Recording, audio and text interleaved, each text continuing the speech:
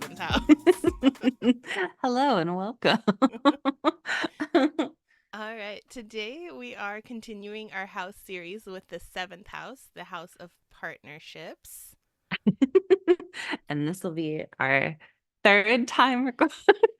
Yes, it's been an ordeal. There has been some technical snafus, but also we know this is a really important house for everybody, and we wanted to do hmm it justice. Yeah, we have a lot to say. Yes, I have Sun in the seventh, so it's very important for me. You have hmm important stuff going on, and anyone in general. I mean, relationships is a main topic. hmm Last time I talked about The Courage to Be Disliked, the book I was reading about Adlerian psychology, and they boil it down to everything in life is an interrelationship issue. So no matter what we're dealing with, work, any problems we're dealing with can be boiled down to some sort of relationship dynamic. And the seventh house is not just about romantic relationships, Exactly. which we will also get to. But yeah, I mean, I know that when I first was like really into astrology, this was definitely one of the houses that I was like most interested in. Yeah, for sure. I think that's common for a lot of people. There's like the big billion-dollar industries of love, health, and wealth. Like those are the three top selling hmm things, right?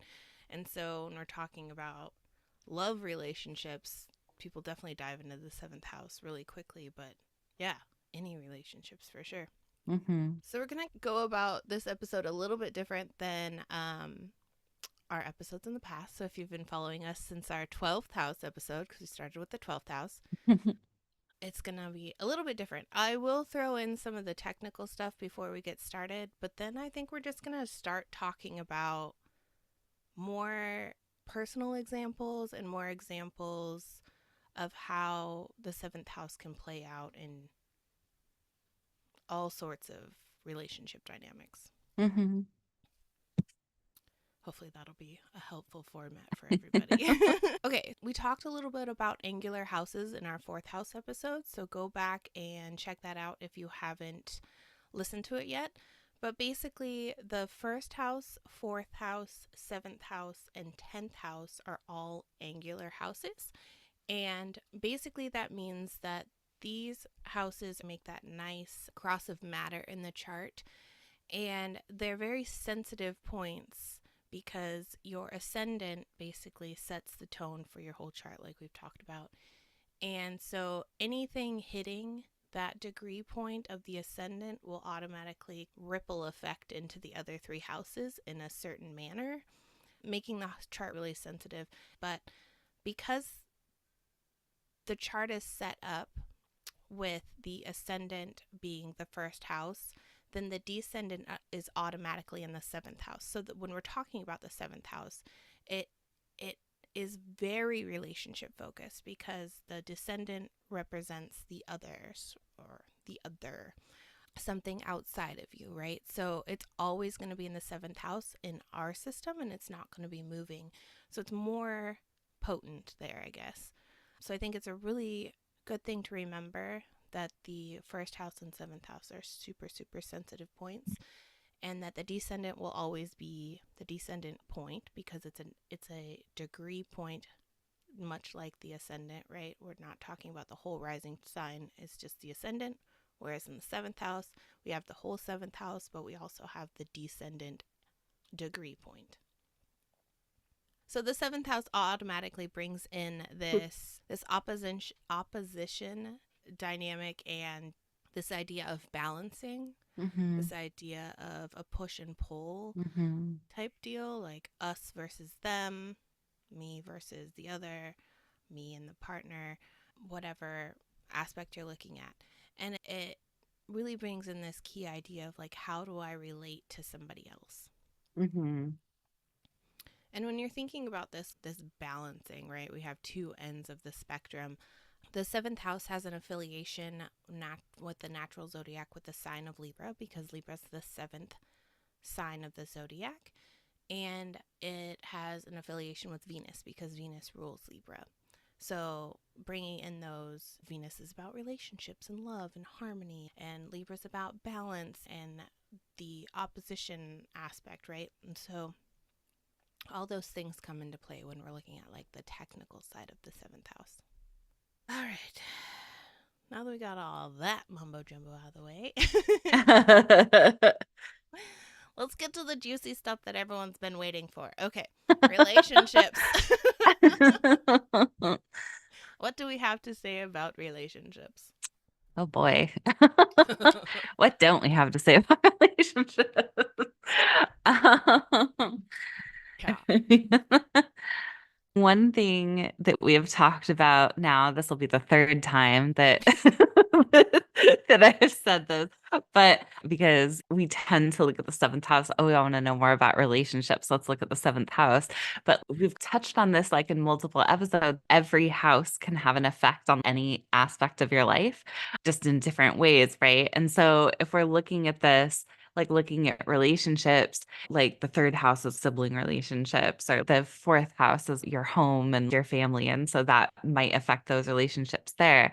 And then the fifth house is going to be, you having this romantic relationship, but maybe more of a one night stand or the honeymoon phase or just the beginning of a relationship. And so it's like romance and sex. And then maybe like when you're dating somebody, right? So you start dating them and it starts off in that fifth house phase, but then you're like putting them into your daily life. You're seeing them every day, or you move in together or something, and they become part of your daily routine. And then that's going to put sixth house stuff in there. And then you get into the seventh house and you're like, oh, this is like long-term commitment stuff. I'm going to be with this person a while. Like I really want to settle down with them. And then you have eighth house of shared resources and stuff. And so you're pulling from like lots of different houses, or even just moving through them as your relationship progresses.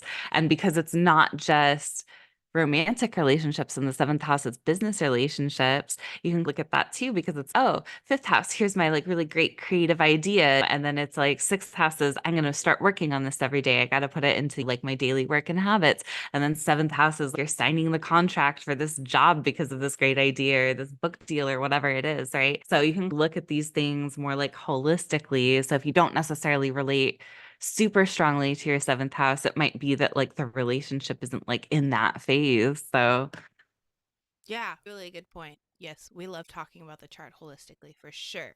So if you don't get anything from any of our episodes, mhm, take that one thing into consideration. It's interesting because we talked about the third house, and you pointed out if you're looking for a partner that's more like your best friend, I married my best friend, mhm, or I married my high school sweetheart, or something like mhm, that, it seems to have a resonance with the third house. Obviously, everyone's relationships are different, right? But mhm, if the dynamic is more like we're a couple that goes out and has fun, and we like to party together, and we like to travel together, and we like to do all these things, I think it's beneficial to look at, say, a predominant. Okay, take us for example. We're a seventh house partnership because we've been mhm. committed friends for a very long time. And you are very Sag heavy. You have Mhm, ton of planets in Sagittarius. So our relationship dynamic, you fall into my fifth house. So you are a seventh house partner, but mhm, because you're so Sag heavy, it like draws that partnership from like the signs in your chart fit into my chart in the fifth mhm. house. So we're like more of a fun. You always pull me out to go do stuff. We're going to the opera. We're like do, and Yeah, it's we're usually gonna do your idea. collage. Like it's like me being like, look at this thing I found. Look at this collage group. Like, let's go try this or something. Let's Yeah. like, yeah. And that Yeah. dynamic is definitely different with different friendships too, right? Because like my relationship with other people like shows up slightly differently. So I feel like that makes sense then why in certain friendships you might have a certain dynamic and then in other friendships you have different dynamics. And then also going back to that third house thing, right? Because we always talk about how I'm collecting people in my third house, in my Aquarius house. I actually, so I was going to talk to you about this before because I saw this the other day. But the pattern for Oh all you yeah. people who are into astrology, right? The pattern is like one of my favorite astrology apps because it's always so like weirdly accurate. They did this update to the app and it said this thing, oh, we've added the vertexes and anti-vertex because we think that's really important to relationships. And what I discovered was my anti-vertex is in Aquarius and it's right next to my partner's moons. And so that's why they kept saying, oh, this is like a fated relationship or this is like a past life relationship or whatever, because we had that. And I was like, oh, is that why I'm collecting third house Mm. people? Because of that. So, anyway, just a side note that I don't know anything about that. I just discovered it on the pattern like yesterday. So, Yeah. but that also might be a thing to look into if you find yourself collecting people in like a certain area of life where you're like, oh, I have a lot of people who have placements in this particular sign. Look at the house that you have where that sign is, and what do you have there? What planets do you have in that house? And what is the dynamic that you have with the people who like show up in your life in that house? Because you might have a lot of people that you're collecting in like your ninth house or your 10th house or something when it's like really strong relationship dynamics. So maybe your seventh house isn't where you're like collecting people necessarily to be Mm. in relationships or friendships. So Yeah. Now I'm looking at the pattern. I I don't, know. I've I never had to heard of update the app to vortexes. get it. It's yeah, Oh. like a vertex. I don't know. I had to update it yesterday to get that information. And I was like looking at it and I was like, oh, what is this? So Yeah, anyway, super go update your interesting. pattern app if you haven't updated your pattern. I wonder if it has anything to do with like lots and parts and stuff. Probably. Because, yeah, I've never heard that term before. Very interesting. Yeah, so I have my sun and my Mercury in the seventh house of Aquarius.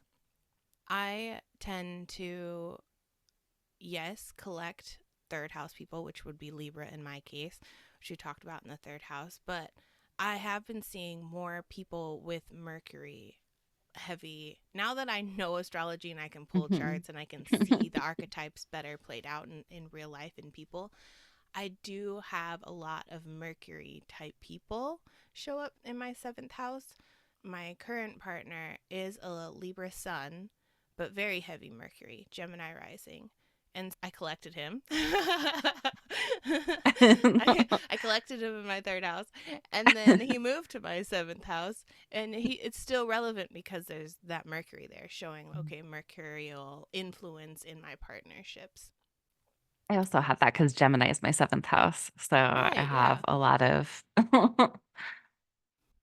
A lot of Mercury happening. Yeah, I mean, my oldest, like my best friends who I've been friends with the longest is a Gemini sun, and then my one of my current partners is a Gemini rising, and the other one has some Gemini placement. Lots of Gemini, like Mercury stuff going on. For sure. I was also thinking about the way we connect. So we have that Sag and it influences our relationship dynamics in that way. But I also, the ruler of my seventh house is Saturn. So it's an Aquarius seventh house ruled by Saturn in Sagittarius in the fifth. So it's doubling down. We're going to have fifth house topics influence the seventh house, especially when there's a Sagittarius heavy person there. Mm-hmm. Like we said, this doesn't have to be romantic partners, it's platonic partners. We touched on the idea of commitment, right? There has to be some sort of mutual respect, mutual commitment to the relationship. So that kind of brings in the Mm-hmm. Libra thing where Libra rules over like law and order and like the justice system, right?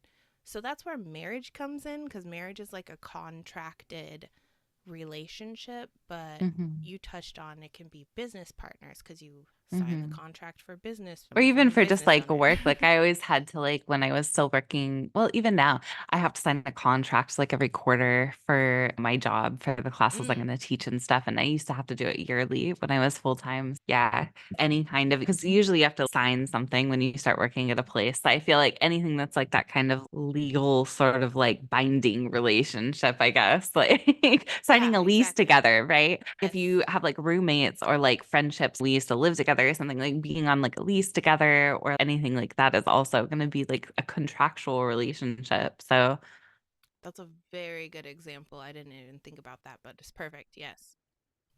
Yeah, there's some sort of skin in the game to be like, mhm, no, we're in this yeah. together. Like, but I mean, not everyone gets married, not everyone has romantic partners, so it does still include hmm that mutual agreement. It doesn't have to be hmm written, whatever. It's just this, we have been friends for 5 years now. We're now going to continue our hmm relationship together. That is still seventh house.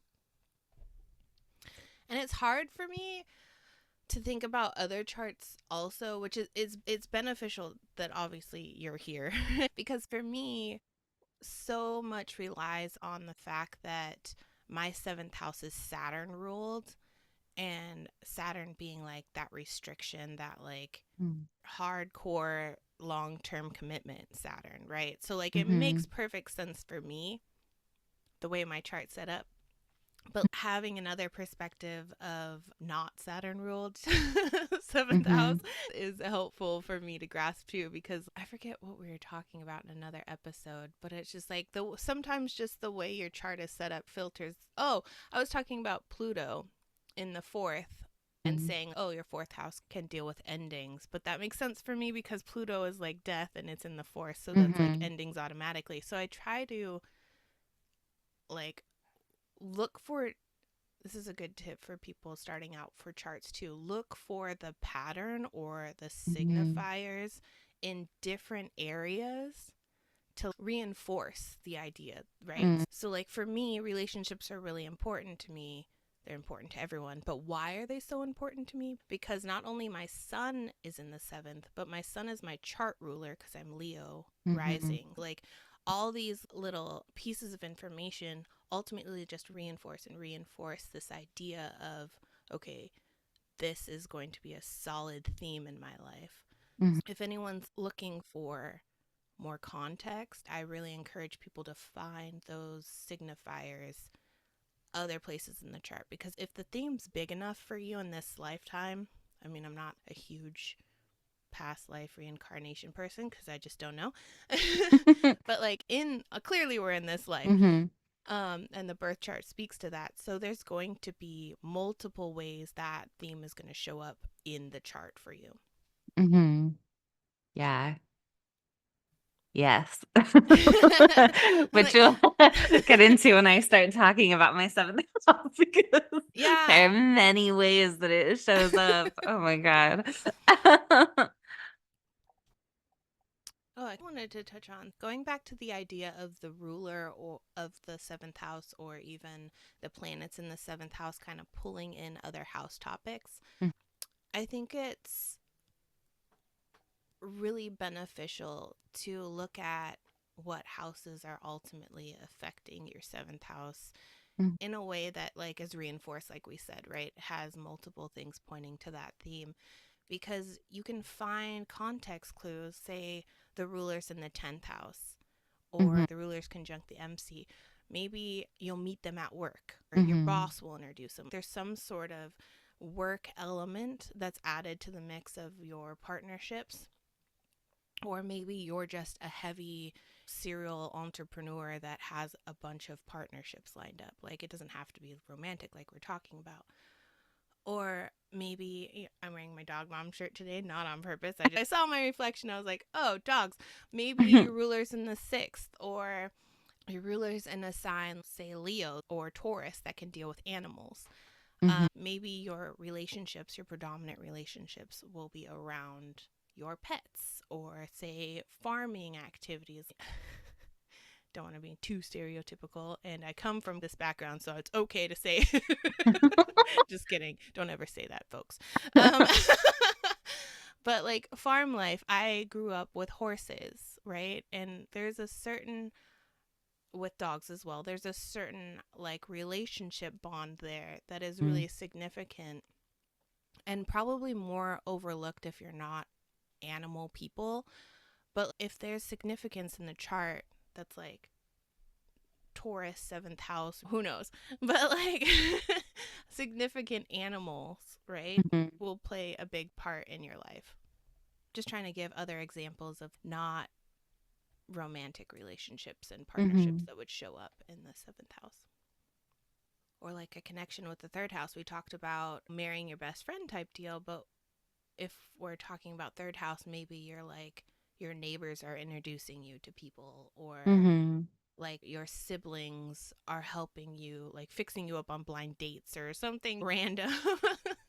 Yeah, and how people's, and this is like getting into not maybe it's like synastry, right? Where it's how do other people like fall into your Mm. houses because that also is going to affect it. Because like my first boyfriend was a Pisces, so he was in my fourth house and he lived two doors down from where I lived, right? And Mm. he's the first one, so he sets up my relationships for the other ones too, to some extent. Mm.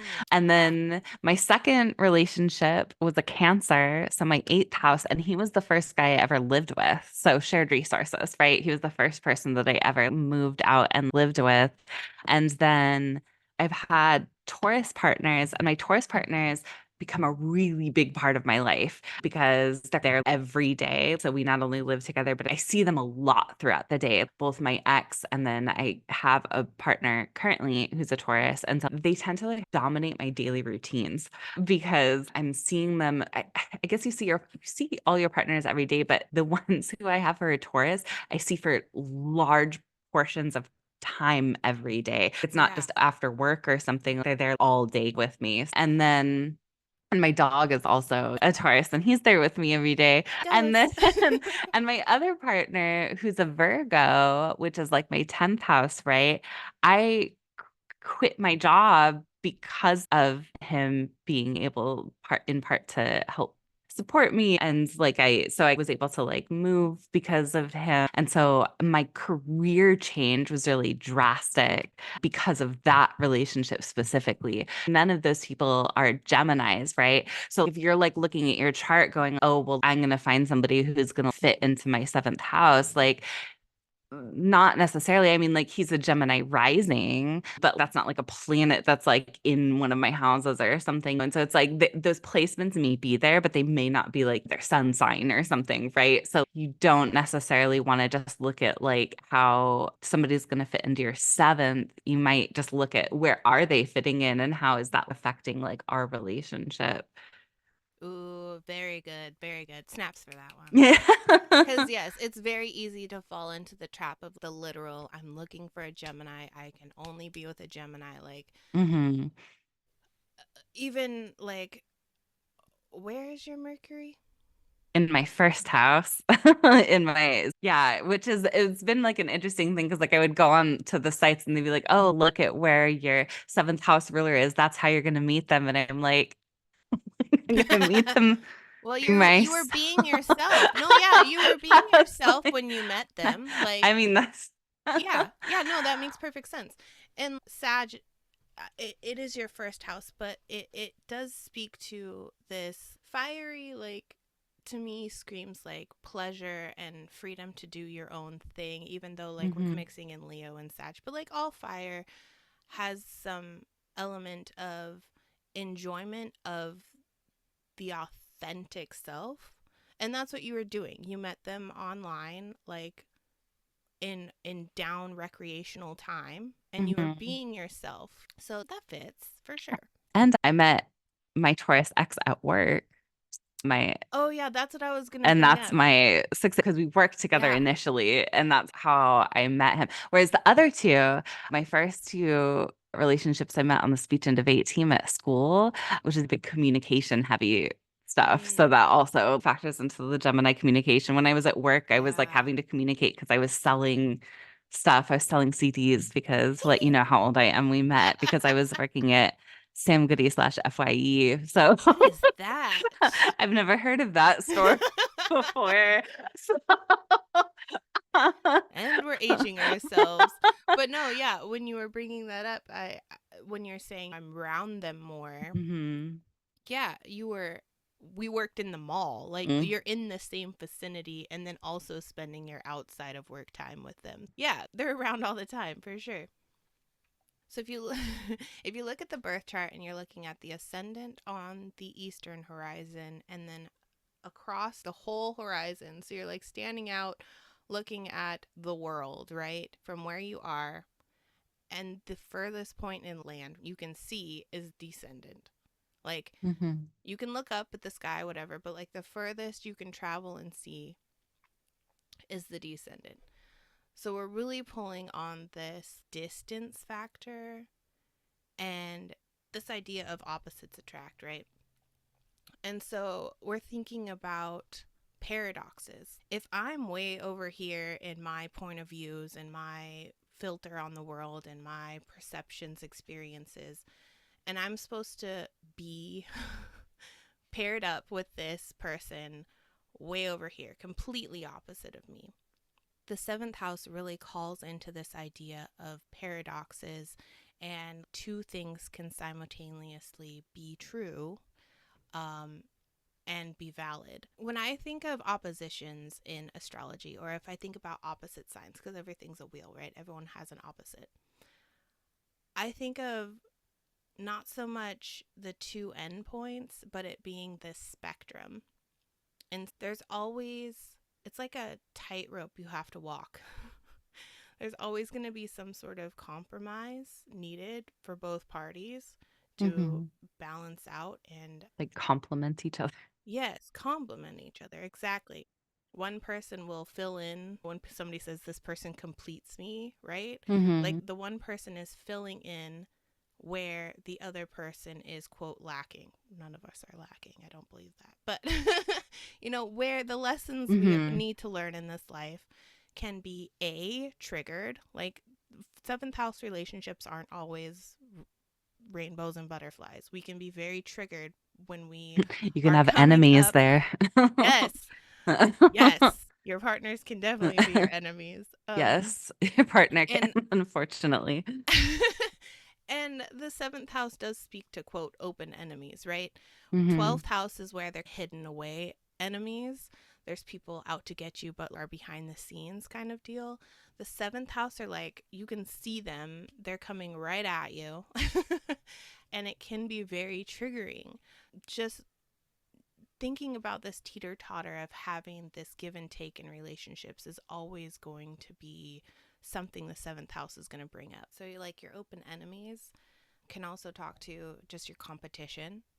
Say you have a seventh house that's connected to the 10th and 4th in some way, and you're in the real estate business, right?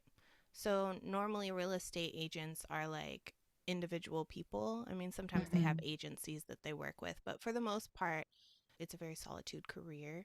The open enemies of you, your competitors, are just other agents, other selling agents, other Mm-hmm. buying agents, whatever.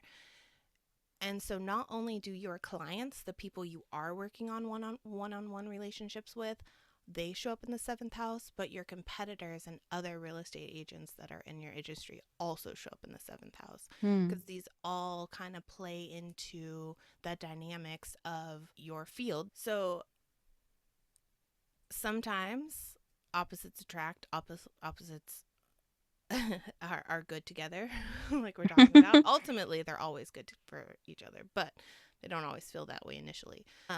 But we also have this idea that your competition or your opposing people are furthering yourself because there's a level of healthy competition, but there's also a level of like vicious, ruthless competition. Mm-hmm. My chart is very fire water heavy. Like I don't have any like planets in like my air signs. Like I have like Chiron there or something, but I don't have any of the like major planets in any of my air signs. And I only have one planet in an earth sign. So I have found that I do tend to sometimes attract partners or friendships or things like that. People who have either air heavy or like earth heavy or like a combination of those things or something where they have those things that like I don't really have a lot of in my own chart. Yeah, that projection element of, well, it's not happening. Not that air doesn't happen internally. You're clearly a very intellectual person, but like the projection of there's Hmm. somebody that needs to fill this space, this house in my chart. Therefore, they need to be airy. So, yeah, so we need the descendant point or the seventh house person to fill in the gaps of whatever lessons we need to learn to become more holistically evolved in this life. Mm-hmm. And it's like that idea of learning to walk in somebody else's shoes, right? Like it can be very uncomfortable. Say I'm used to walking in sneakers and this person has stilettos and I'm just like, nah, bro, nah, this ain't working. but ultimately it's for your benefit, for your evolution, for your advancement. And it's always beneficial to see other people's viewpoints, because a lot of times when we're so stuck in our own ways, we're so stuck on viewing the life through this filter, or our opinions haven't changed in 20 years, whatever. I'm a Saturn ruled sun, so sometimes I'm very fixed, right? Like my angular houses, my sensitive points are all fixed signs, right? So when we get stuck in this one way of living, one way of thinking, it's difficult to make that change, but we also have blind spots because we've been living this way for so long, right? And Mm-hmm. so other people coming in with fresh new perspectives or fresh new ideas and experiences that we can learn from without having to go through the whole experience ourselves Mm-hmm. ultimately opens our eyes to those blind spots, and like is able to expand our horizon in a way that wouldn't be as accessible to us otherwise. Okay, so going back to this idea of, you talked about the projection, like you don't have a lot of air heavy in your chart, so you have people that show up for that. I think it's really important to not only look at who you're projecting right into your world, but also how these people are perceiving you in return, right? It's like Mm-hmm. the Libra scales, you can look both ways, right? So if I'm showing up in my Leo fashion, because I'm a Leo rising, I'm projecting Aquarius because Aquarius is on my seventh house. This is hard because, like I said, I'm ruled by that sun in the seventh. So I like have very equal pulling points. But like, how are the Aquarius people viewing my Leo side, right? Like, how am I coming off, and how am I able to compromise to, if we want harmonious, we're talking about Venus and Libra here in the seventh house. If we want harmonious, mutual partnerships, how do I need to compromise how they're perceiving me to make them feel more comfortable, or vice versa? If sometimes I'm too much, then how do I cool off my fire? Or like, how, if their Aquarius is cold and aloof and all that other bullshit, whatever.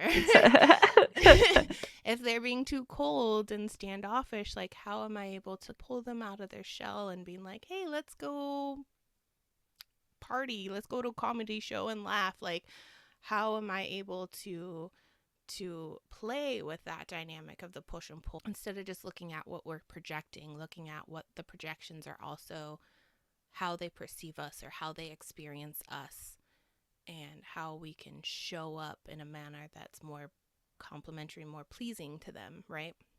Mm-hmm.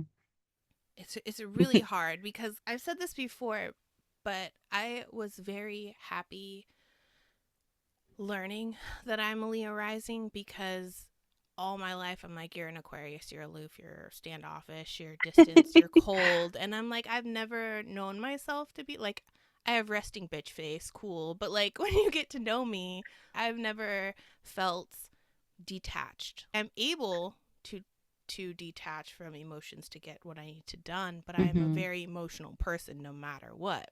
Mm-hmm. And so just learning my rising sign and knowing that it's okay that I'm both, because I felt so misunderstood as a Mm-hmm. person. If you ask my mom's like, you're so outgoing, like you perform in front of groups of people, because I've been a dancer since I was like 11, right? And I did some minuscule theater stuff in school and stuff, and choir and like all these things. So she's like, I don't understand how you can get up on stage and just perform for people. You're so outgoing. You have so many friends. And in my mind, I was like, nobody cares about me. Like everyone, like I felt so small, insignificant, and still shy. I Mm-hmm. mean, everyone gets stage fright, but I never felt as outgoing or extroverted as my mom saw me. Hmm. And so, going back on this idea of the perception of the projection idea, like she saw me in a light I never saw myself before, and then realized later when I found astrology, oh, you're a Leo rising. That's how people are going to naturally perceive you, Mm-hmm. as this outgoing, happy, bubbly, which is cool. I would like to be known like that. It's not a bad thing, but it just gave me so much validation Mm-hmm. to this paradox within me naturally because I have that sun completely opposite from my Leo sign, right? That it's okay to be both. It's Yeah. okay to walk this tightrope between, for me, Leo and Aquarius, and where I need to fall on the spectrum at any point in time is to my Mm-hmm. discretion and who I'm with in that moment. Like with you, maybe I show up a little more airy, but then when you bring out the fire Sag sign, then maybe I show up a little more fiery. And it's okay at whatever point in time to be what I need to be Mm-hmm. for the other person, but also not compromising myself. Mm-hmm. Other people are going to perceive us differently based on how we show up in their houses. Yes. We're like gonna show up differently maybe because of stuff that like we don't real like because I also have resting bitch face, but I have Saturn in my first house. So, you know, like it's also I, Saturn in the but first, just resting bitch face. but, but I but or even just not resonating with certain parts of your chart. I mean, there because I think sometimes, especially when you only know maybe your sun sign or even just your big three, you might go, I don't feel that. I don't feel that way. And then you see how the other parts of your chart connect. And then it makes a lot more sense because there were parts of my chart or like things that they would say about Sagittarius. I always like really heavily felt like very Sagittarian, like it always resonated with me. But there were things that would get said about Sagittarius, usually about Sagittarius people in love in the way that they were in their relationships that never resonated with me. And I was just always like, well, that's the one thing that I don't know if they just get it wrong about Sagittarius or if other Sagittarius are like this and I'm just weird. But then it's like, oh, I find out I have my Venus in Scorpio in the 12th house. And then I have my Chiron in the seventh house, right? And then it made more sense. There were things in my life that had happened or the way that I felt about relationships. I think too, if you are finding that you either don't resonate with a sign that you're like, I just don't feel my sun sign, I don't feel like this is how I am, it might just be where it's placed. It might be where it's at in your chart or what's next to it. Or I have so many planets in my first house changing how I might show up as I seem like a typical Sagittarius, maybe I don't, but like there's a lot going on there that can affect that. So, Yeah, absolutely. Absolutely. Let's go into our planets in our seventh house. so for me, the seventh house was actually one of those things that like didn't resonate with me for a bit. Like with my Gemini, I have Chiron and Gemini in my seventh house. And I remember when I first was looking at Chiron and Gemini, a lot of the like things that people said about it were like, oh, if you have Chiron and Gemini, you have a problem with like communication, or maybe like you had trouble in school and like your intellectual ability or things like that. And I was like, not really, because like I was on the speech and debate team in high school, and the thing I'm best at is writing, which is communicating, and I'm like a professor. Yeah. I literally teach people how to communicate better, and I'm really great at communicating in terms of writing or speaking. I will say, when I initially started, I was terrified of public speaking. Like I used to get really nervous before presentations, and even when I was doing really well on the speech and debate team, I would still get nervous. Like the day of competitions, I was like in the shower, like dry heaving in the shower, just oh my god, I'm gonna have to No. like present in front of people. But then I was like getting gold, and I was doing fine. Like when I was Yeah. actually like doing it. So I guess there was some stuff there, but most people have a fear of public speaking. It's like the number one fear over death. So like, Yeah. you know, that's not really like that much of a oh, like I didn't really feel it. Like I was like, I don't really know what this means. But then I started thinking about it and I was like, well, what about the seventh house though? And I was like, well, I definitely have wounds in relationships, but who doesn't? So that also didn't necessarily feel super like specific enough until I put the two together.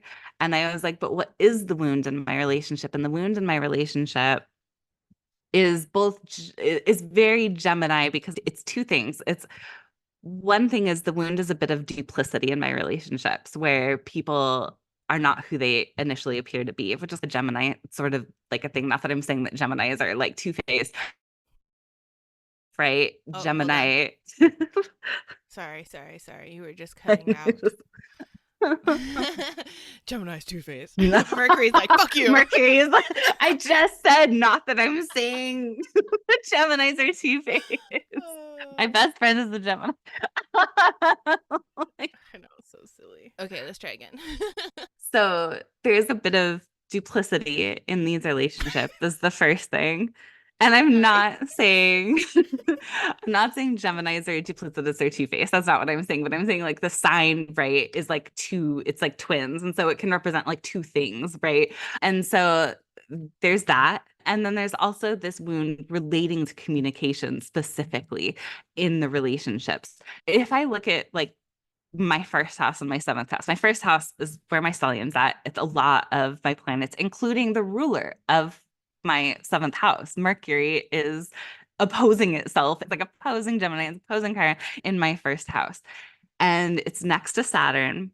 So what I have found in my relationships, and this started in my relationship with my dad, is that I have always been waiting for the other shoe to drop, that like somebody in my life will be one way. Like with my dad, it was like, oh, he'll be like really happy and he'll be like my biggest supporter and he'll like really give me a lot of attention and buy me gifts and do these things, right? Oh, he's great until that moment where the other shoe drops, right? And so I would spend my life kind of like when I would go visit him in this sort of kind of constant fear of, well, if I'm really good, if I'm a really good kid and I don't say the wrong thing, I don't do the wrong thing, right? Things will be fine. Not realizing as a child that it didn't matter. It was going to happen no matter what I said or did. There was always going to be this point, and there always was, where like something would happen and then the rest of the time he would be like mad at me, just like yelling at me, whatever, right? So our relationship was not so great, and that's where that wound started, right? So it was this feeling with Saturn there next to my Mercury being like, you have to not be too much or say too much. You have to really restrict yourself. You have to be very careful because your responsibility, Saturn's all about responsibility. So communication is my responsibility. Being a good enough communicator that I don't upset somebody else is my responsibility. Because if they get mad, this is my fault, right? And so I carried that into my relationships where, like I said, there's two kind of wounds here. I had two partners where they had big secrets that they were keeping from me in our relationship that I didn't find out until much later. And they were pretty devastating to me both times, like finding these things out and finding out that they weren't who I thought that they were, that like these secrets were like, they were very different than who I initially thought that they were. But also that our communication, I always went out of my way not to have any kind of conflict in my relationships, like not stating my need, not whatever. Like it was always just, this is my responsibility. It's my responsibility not to say or do the wrong thing in my relationships, to make sure that they're happy with me because I don't want them to be mad at me. Like it was like my greatest, I can't have people be mad at me, right? So when I looked at that, and again, this is multiple houses, multiple planets, right, that we're looking at here. It's not just what's happening in the seventh house. It's not just Gemini. It's not just Chiron. It's like also the stuff going on in my first house. It's also the stuff going on in my fourth house, my 12th house. Like I can see how these things are like all connecting. But this idea that my Mercury in my first opposing Gemini and this like wound, having this Saturn there, that has really had a huge effect on my relationships, had a huge effect on like how I've gone into relationships or felt about relationships or communicated in relationships, and feeling really misunderstood, I think, too, because my Mercury is in my first house. will try to talk about myself or talk about my feelings. And then I end up feeling like the other person has not understood what I've said at all, or they have taken that and twisted it or changed what I've felt or said or done something bad with it. I think to me, that's like definitely like a sensitive point in my relationships, right? Is like feeling understood. I need to feel understood by my partner. I need to feel like we communicate well. I need to feel like I know everything about them. Like my Scorpio Venus is so on high alert in every one of my relationships all the time to be like, are they hiding something from you? Is this going to turn out bad? Like we have to be really careful. We have to be very like closed off. We can't like share ourselves too much, because if we do and something bad happens, it's going to hurt. So if you're looking at your chart, right, you can go and you might look up something in your chart and you look at different websites to see what does this mean, and maybe it doesn't resonate. Like maybe you're looking at it and every time you're just like, this doesn't quite feel right. That might be why, right? Like it might be that you need to look at other placements or think to yourself about just that sign. So how does communication, this is Gemini, right? Like how does communication show up for me? Are there wounds in communication? Are there wounds in the seventh house, like with relation? Because it's going to be different. Chiron in Gemini is going to show up differently for different people because of where it's at in their houses. Because I know people with Chiron in their ninth house who have a big wound about higher education and feeling smart enough and feeling like other people take them seriously enough. And they spend a lot of time trying to communicate their own knowledge almost as a to show other people, see, I know stuff, I know what I'm talking about. So that's a very different Chiron in Gemini. It's still a wound, it's still about communication, but the house is really affecting it. The house that it's in is really going to make a difference. And that's why I think these houses are so important, because it's like, it's Chiron and Gemini is not going to look the same for everyone. So if you're looking it up and you're finding like this just doesn't resonate, look at your house, look at the house that it's in and see, does that help? Because it might help you come to a new understanding of how that's showing up for you. Absolutely. Yeah. I also have Chiron in Gemini. I think we talked about this earlier, but it's relevant now also. Yeah. So I have Chiron in Gemini in the 11th. And of course, because Gemini is ruled by Mercury, Mercury is in my seventh house. Ultimately, looking back at partnerships and how I show up, because my sun is also in the seventh house, how I show up in partnerships. So the 11th house more commonly is known as the house of friends. And when we get to the 11th house, we'll talk about why that is. But more specifically, it's groups, affiliations, people with common interests. And that's where the friends come into play. I think way back in ancient times, it was the house of the enemies of my enemies, because the enemies of my enemies are my friends. Mm-hmm. But they're not, right? They don't have to be. We just have a common enemy. Mm-hmm.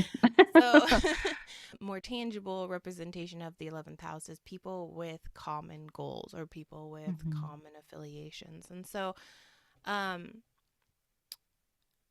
how Chiron in Gemini shows up for me is that I used to think I didn't have any friends or any groups or any social places that I fit into. And up until like my mid 20s, I don't know how long, I've always said I don't have any friends. Like that was like my motto for years and years. And of course, I do have friends. I have a lot of acquaintances. And of course, I had at that point, you were my best friend. But for some reason, I carried that I don't have friends wound, Mm-hmm. and it made me show up in group dynamics differently than what I would have if I didn't think that I wasn't going to be liked, or if I didn't think that people were going to be on my side, right? Have the Mm-hmm. same goal as me. And just another testament to always look at the houses. We clearly are starting a house like this podcast with the house series because we are very Mm-hmm. passionate about this is where you can see the intimate details of how these work for you personally. And Michelle hit it on the head. Like, if you're looking up placements and they're not resonating with you, it's very likely that there's other aspects into play. Maybe that planet is operating differently because of the planets around it or the sign it's in. There's always something else. Always go back to that. reinforcing element of where we're going to find these themes somewhere else in the chart, and if it doesn't resonate, don't give up. So many ways these archetypes play out. It's there for a reason. Yeah, sometimes it just takes some brainstorming. Sometimes I'll look at one placement for a while, or I'll just get really interested in one house or one sign or one planet or something. And I'll just spend all this time just looking up like every interpretation of this planet or the sign or the house or whatever to see what resonates and what doesn't, because I think that's one of the ways that people tend to like discount astrology, right? Is, oh, well, if you can just make it work for like anything, then it's not really real. Well, it's not going to work in any way, right? It's not like I'm ever going to relate to certain kinds of placements. There are some things that I'll never relate to at all Yeah. because they just aren't in my chart. It just doesn't show up that way for me. But what you're looking for is patterns that you can like verify. It's like the same work that we do in college. Like if you're like analyzing a book, right? And you're writing a paper about this piece of literature, this film or whatever, one of the things is like there's not necessarily one right answer to analysis when it comes to looking at a piece of literature, right? I had to study a lot of philosophy when I was in college. I had to study like all these different things in order to be able to analyze effectively. But there's not one right answer that you're going to sit down and read a book, and everybody who reads the book is going to come away with the same takeaway. That's one of the fun things about having like a book club or something is you see, oh, people will have different, they're bringing different experiences to this book, right? That they're reading. So they're going to find different parts intriguing or important, or like they'll come away with different perceptions of characters. They might really like a character that you really hate or something, right? But the important thing when you're writing the paper and you're doing this analysis and you're coming up with a thesis and you're saying, this is what this book is about, or this is the main theme of the book, it's not about proving that your theme is the one and only right theme for this book. It's being able to look back at the book and say, this is why I came to this conclusion. Here's the evidence Mm. from the book. Here's the textual evidence that says that this thing means this thing, right? Mm-hmm. And so that's what you want to look at when you're looking at your chart with astrology, right? Is not necessarily that there's going to be one right specific answer that's going to resonate with every person with this placement. It's looking back at your own life and how many times can you see this pattern? If it just shows up once, then maybe that doesn't have anything to do with this placement. Maybe that's not what it's about. But if you're seeing the same thing over and over again in your life, in this same area, in this same house, then that's a pattern that you can look at. I think that this is definitely what this means for me because it resonates, it matches what things that we know about this sign, things that we know about this house, right? But for me specifically, this is how it's showing up. It's just you're looking for patterns. You're looking for like things in your life. That's why I have an Excel sheet with every year of my life and all the events that have happened in my life and all the astrology of that, right? So that I can look for those patterns so that I can say, well, every time I have this particular perfection year, these kinds of things tend to happen. Yeah. Yeah. I think we need to do an episode on that system for sure because it's definitely helped me ever since you showed me. I was like, I need this in my life right now. And it's just very good. The more you dive into astrology and learning what all these mean for you, the more data you're going to need. Mm-hmm. And it's really easy to forget. Like, I forget what I had for lunch yesterday. How am I going to remember what happened 15 years Mm-hmm. ago to the day? Like, tracking those patterns and cycles is super, super important. Oh, and that's also why I'm really adamant about my mission with astrology is putting the power back in your hands. We are here with this podcast and all the information we put out to you guys to help you find those patterns, but ultimately, you know your chart the best. Mm-hmm. It's just like turning those symbols into tangible things to like track and to live and to learn from. But you know your chart the best because you know your life the best. You know how it feels, how it doesn't feel, how you show Mm-hmm. up, how you don't show up. You are the one that can come to these insights yourself. We can help you find Mm-hmm. symbolism behind the astrologies of it all.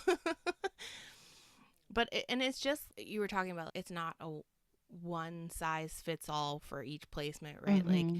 it's very important to remember that and to remember to find people who relate to life or to speak to these ideas in a way that resonates with you as well, right? Because Mm-hmm. it's just like doctors or like therapists for that matter. You have to find the one that clicks on your Mm-hmm. communication style, your like way of viewing things, because you can go to a doctor and be like, I have stomach aches, help me out. One doctor is going to say food, one doctor is going to say exercise, one doctor is going to be like, you have to take this supplement or this medicine, or every doctor is going to give you a different remedy for whatever symptoms you come with. Mm-hmm. Same with astrology, right? We all filter through our own birth charts. I'm just going to keep saying that. And it's really important to find an astrologer that clicks with you, that helps you understand these things, so that when you do see patterns show up in life, you can correlate it back to your birth chart in a way that's easy for you to understand. Oh, I also wanted, so you were talking about this relationship dynamic starting with your the relationship with your father. And I wanted to go back on that and s- reiterate the idea of these angular houses, right? So the fourth house is automatically square the seventh house. And so your foundational relationships, mostly your parents and stuff like Mm-hmm. that, are really going to play into the dynamics that you're going to bring into your relationships, whether that be Mm-hmm. platonic, business, whatever. And so they're always going to have this sort of this tension, this push pull of, okay, these are the things that I came up with. These are the things that I've learned in the past on how relationships works. Are they still going to work with me going forward into these relationships, or Mm-hmm. do there needs to be some tweaking? It's very important to look at the dynamics in the fourth house in your foundations and what you're bringing Mm-hmm. into your relationships with you. Yeah. I mean, that's a lot of the work that I feel like a lot of people have to do, that I had to do a lot myself, is that 12th house, fourth house, like foundational. What am I carrying in that backpack that I'm like then potentially giving to other people? Because the thing is that unfortunately, and I don't think that this is the thing that people mean to do, but when we're in our relationships, we're bringing these wounds into our relationships, right? And sometimes that ends up giving other people wounds because whatever we've done to like help us cope with that wound or to go live with that wound, right, in life, um, sometimes it's healthy, sometimes it's not. And sometimes the way that we react to things, to triggers or things like that, right, it can affect our other partners, that can hurt our other partners. And doing that work can be really important to making sure that like your current relationships are healthy or stay healthy, right? Or if you're finding yourself like having these problems, like if you have a wound that's related to your relationships, being able to like kind of pinpoint that more clearly can be helpful because then you're like, oh, this is a pattern I have, right? Like when I was able to, and of course, like you have to have multiple relationships sometimes to be able to do this, or like maybe a long-term relationship if you've just had one partner, right? But to get to a point where you can see a pattern, because initially things just are how they are, right? And usually it has to be several years or partnerships or something like that before you can look back long enough to be able to see these like patterns show up. But that when you can look at it and go, oh, this is a pattern, this is something that like keeps coming up for me, how do I deal with that, right? What do I need to do differently, or how do I need to look for partners differently in order to stop this from happening again? Because I think most people who, at least like most people I've known in my life, have childhood wounds that they carry that end up turning into, like, I could be in my communication, right? And this is maybe partly because my Mars is in Pisces in my fourth house and whatever, but like I could be sort of passive aggressive in my communication in order to avoid that conflict, right? That I was afraid of, which is not great. This is not a great thing to do, to be like passive aggressive or to hold back my feelings because I'm afraid of having those conversations because of things that have happened in the past. And so it's not to discount those things. There were traumatic things that have happened in my life, or like things that were really difficult in my life that made me feel that way. But I don't necessarily want to carry that into a current relationship, right? If I want that relationship to be good and healthy. Like recognizing where I am doing those things is just as important as recognizing the patterns that maybe my partners have, or like the ways that they're doing those things. Just like being able to find those patterns can be really helpful, because like when you have a lot of symptoms, I think before you get a diagnosis, it's just like, what's wrong with me? I don't what's wrong with me. And then you get that diagnosis and you're like, oh, okay, well, now I have a name to this. Now I can start looking for specific solutions or specific things or whatever. I think it's the same with these kinds of wounds, where if you're just overwhelmed and feeling like, what's wrong with me? I don't understand why I keep having these same things happen or whatever. Sometimes astrology in this way can be like really helpful to look at, well, what is the specific issue that I'm having? What is the specific wound or the specific dynamic that keeps cropping up? And then being able to see it clearly can sometimes be enough to just be like, oh, that's what I need to look out for. That's what I need to stop doing. And then when it happens, you can recognize it, right? Instead of just like it adding to that backpack. Yes. Yeah. Astrology not only gives us the diagnosis, right? You're talking about, oh, it's because my Chiron's in the seventh. Don't stop there. Astrology also gives us the antidote, also gives us Right. the thing that makes it better. It's not So, like you're doomed, right? It's not, right. oh, I have Chiron in the seventh, so all my relationships will all always be like that, right? Because Yes. that's really like, oh man, like that sucks. You don't want Yeah. to live like that. No. It's exactly how I feel about most people talking about Saturn and Venus. I've brought this up before, but Mhm. I have a Saturn ruled seventh house. Saturn is conjunct my Venus. And that doesn't mean I'm never going to have love. Like, Right. Saturn doesn't stop you from having love. If anything, in my book, Saturn makes me more committed and more Mhm. like monogamous, I guess, if you want to say, in my relationships. Like, I'm more loyal because I have that long term Saturn standing there, which, of course, can be bad because I've definitely stayed in relationships longer than I should Mhm. have. Mhm. It can be detrimental to myself because my son is also there in the seventh. And just because there's goods and bads to each thing, right? Mhm. Chiron isn't just the wound. Chiron is the wounded healer. How are we Mhm. healing from this wound? How are we helping others heal from what we've learned? Like, I go back on that thing I said earlier about the other person gives you the experiences, the perception of what they've learned so that you don't have to go through the experience yourself, right? Mhm. So just look at every aspect. There's a good and a bad to every aspect. And the Mhm. chart will also always show you how to fix it, how to help. And the awareness piece is so key. I almost think the 12 steps can just stop at awareness. I mean, I'm just kidding, but it is very important to just get your eye on the ball. So, back to your Chiron, if we're talking about that, no, it's communication. It does come Mhm. down to how I communicate my needs in a relationship. You automatically know that's the weak spot and the part in the boat you need to patch. And if we're Yeah. patching that, the boat floats, right? Yeah. So good. Okay, so yeah, like I said, for me I have Mercury and the Sun in the seventh. So a huge theme for me is myself, my sun, my identity, my vitality showing up in a relationship. How do I keep myself? How do I not lose myself within Mhm. relationships? I've had a huge pattern in the past. In the past. No longer my problem. No, I'm just kidding. I have had a huge issue in the past with codependency. I've wrapped my whole identity into whatever relationship I've in. I've changed my aesthetics. I've changed my hobbies. Like, everything about me has conformed to numerous relationships in the past. Not one, not two.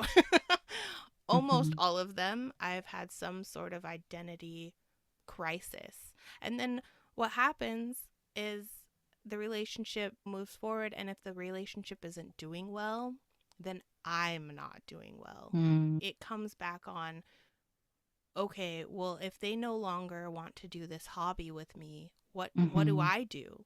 I don't have hobbies of my own. What do I like? What do I enjoy? I lose myself completely.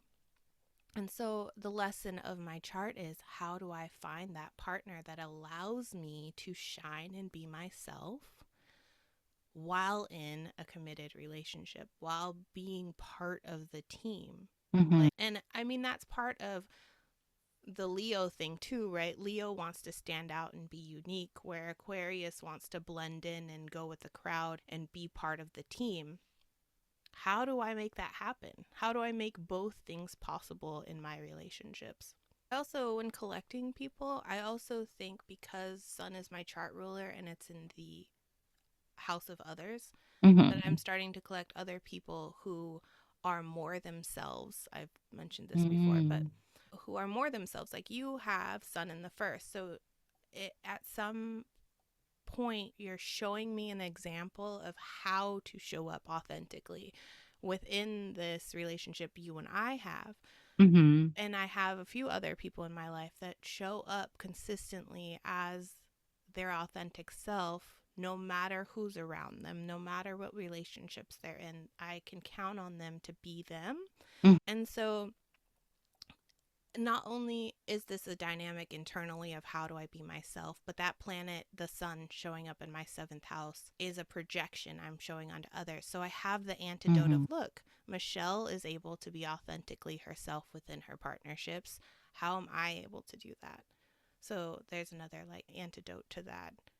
Do I lose myself? Do I gain myself? How do I Mm-hmm. compromise? Yeah, it's that like push pull because yeah, depending on like where your sun sign is or like where your partner's sun sign is. Like that sounds right. When I said it, I was like, no, that's right. Depending on where the sun signs are though in your relationship, right? The synastry of your chart, like all that kind of stuff, you're gonna show up differently for each might be more evident, right? Like some people might just have really harmonious relationships because they don't really have that strong push pull. I wonder if people who have their sun on that particular axis, right, where it's either in the first or the seventh, tend to have more of that feeling in their relationships where it's either, oh, sun is in the first. So it's kind of like, I don't want to say like too independent, but this like thing of I must be me at all costs. The relationship is important, but that there's this kind of like frustration maybe of not being able to do what I want to do all the time, always have my way or something. Or in the seventh, being like, oh, I like maybe am too giving in too much to the partner or something when like what they want or something and not having enough of my way. And so it's, I like having it on that axis in particular, like maybe, or maybe not even just the sun, but just any like personal planets or particularly strong planets. But I feel like maybe especially the sun, because I feel like the sun is like the most, it's like the ego planet. It's like this is me. This is like who I am. So I need to have that sense of, so the depending on where it's at, you might have a stronger sense of needing independence or needing dependence with your partners. So, Yeah, I agree. Because I teeter back and forth because there is a healthy balance of losing yourself in a relationship, right? hmm, It's just when you're not able to access yourself at all, you're yeah, past that balance line. yeah, And so my lesson in life is definitely needing to find the happy between, I'm focusing too much on myself. Honestly, right now, I feel like I do in this relationship tend to focus too much on myself because I'm like doing my work, I'm making this podcast. Like, I have all these things that I want to do. And because in my past relationships, I haven't been able to prioritize myself, I'm now the other end of the spectrum.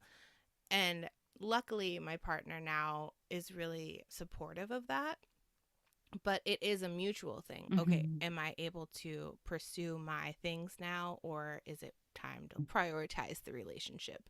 And we have a yeah. decent spectrum, but there, yeah, it's definitely that push and pull, like finding balance of where the line is and what's enough for either person, all people involved. Yeah. And I wonder if that's true. Like it might be true if people are like looking at their charts, whatever axis you have, if you have a lot of planets on a particular axis, like if it's fourth and 10th, you might have an issue with like work and home balance or something like that, right? So that's another thing that you can look at is if you have a lot of planets concentrated in one area and maybe not so much in the other, right? So like I have a lot in my first and like I just have the one wound in my seventh, right? So it's just that can really affect that dynamic because there's a lot that can then heavily weight one side of that scale and looking at that and seeing, are you able to maintain a balance? And like that might be a good thing to look at. Absolutely. Absolutely. Okay. Do we have any other chart specific examples or would we like to move to perfections? I can do perfections. I think that's don't think I have anything unless I want to talk about the literal interpretation of me having Gemini in my seventh house is that Oh, I'm yeah. literally dating two people. I love I love when things are super literal and astrology's like, nah, I said what I said. And the thing is, okay, so this is my first relationship with two people. I've always been monogamous and previously was very almost not exactly anti-polyamory, but I had a bad experience with polyamory, not in my own, like my relationship was not polyamorous, but I had a bad experience with polyamory coming into my relationship Right. at one point with one of my exes, right? So I was not like looking for a polyamorous relationship. But one thing that I noticed, and it is not just in this relationship, is that throughout my life, I have had one very significant woman and very significant man in my life always at 2 points, right? So there was my mom and dad, obviously, like the first, but in speaking in like romantic slash friendship relationships, I had my best friend throughout school, right? We've been friends for 30 years. So like we were friends through the whole time in school and I always had her and then my first two boyfriends, right? And so it was like there was this strong I was spending equally as much time with these two people. These are the two most important people in my life, right? And then in my 20s it was like you and then my ex that I was with in my 20s, right? Where it was like one really significant relationship with like a Why woman does and he like a have to man, be my right? So counterpart? I know, right? It's always going to be some crappy guy. No.